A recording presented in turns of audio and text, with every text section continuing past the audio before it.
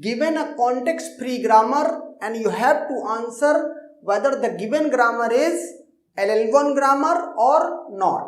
Okay, so consider the third question.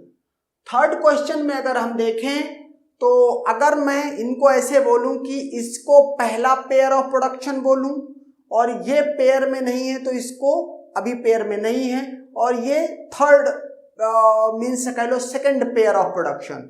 इसका rule क्या होता है कि अगर पेयर में प्रोडक्शन नहीं है तो फिर उस प्रोडक्शन को आपको छोड़ देना है, कुछ भी चेक करने की नीड नहीं है। ओके, इसका मतलब इसको तो मैं छोड़ दूंगा इस प्रोडक्शन को, क्योंकि ये पेयर में नहीं है। पेयर का मतलब कैपिटल ए डिराइव्स अल्फा और capital A derives beta, means pair कम से कम होना चाहिए।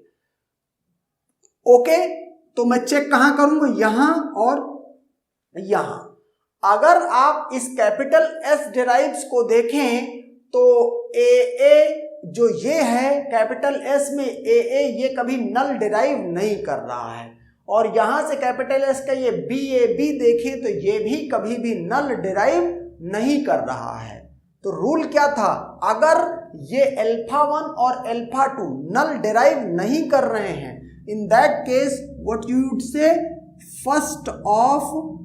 First of A intersection first of B ये निकालेंगे।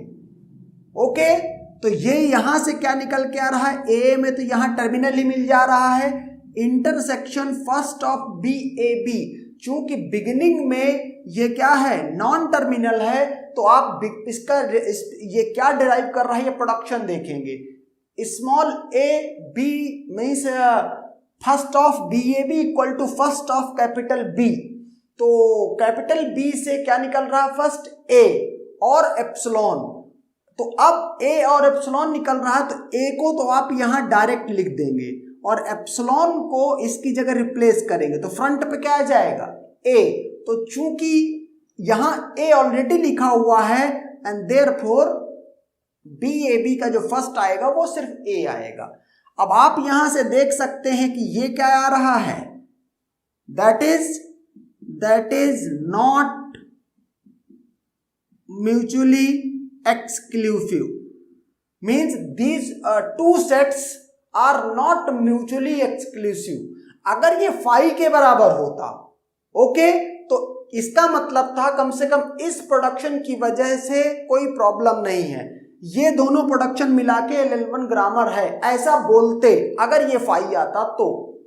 लेकिन ये पहले ही इसमें क्या मिल गया है, पहले ही इसमें कॉमन आ गया है, both sets are not mutually exclusive and therefore you can now say that this grammar is not LL1 grammar। Okay, अच्छा, जबकि अभी हमने इसको चेक भी नहीं किया है।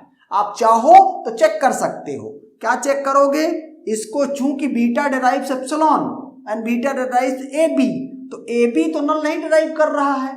अगर बी का एप्सिलॉन यहां रख भी देते हैं तब भी ए तो बच ही रहा है। इसका मतलब, और हमने क्या कहा था, कोई भी नॉन टर्मिनल एटमोस्ट 1 नल डिराइव कर सकता है। ओके, तो अगर मैं यहां पे रूल अप्लाई करने की कोशिश करूं तो first of A capital B intersection follow of capital B. Okay, first of A B से, चूंकि यहां पर बिगिनिंग में टर्मिनल है इस स्ट्रिंग का फर्स्ट, तो वो तो ए ही है, डायरेक्ट है वो, और फॉलो ऑफ कैपिटल बी में मुझे फॉलो कंप्यूट करना पड़ेगा।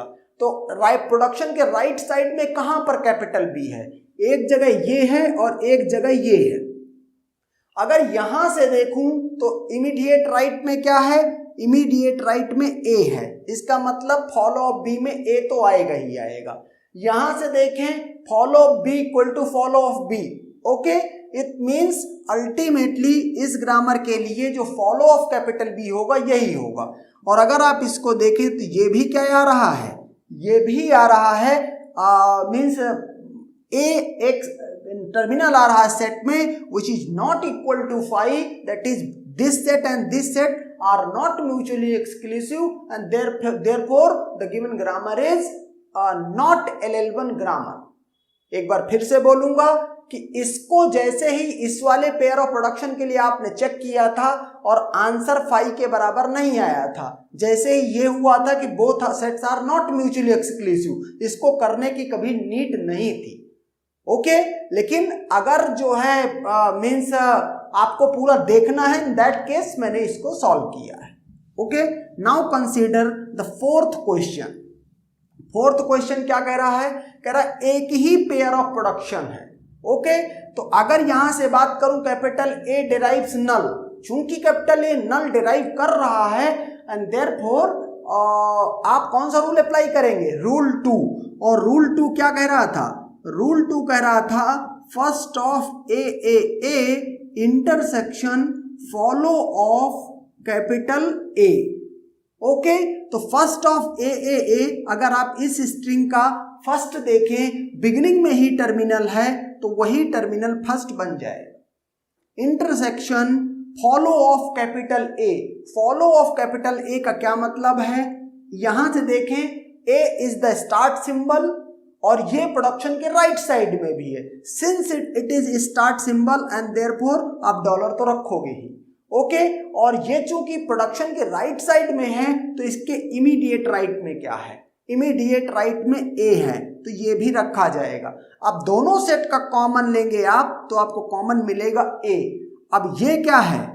It is not equal to 5, that is both sets, this set and this set are not mutually exclusive and therefore this grammar is not LL1 grammar.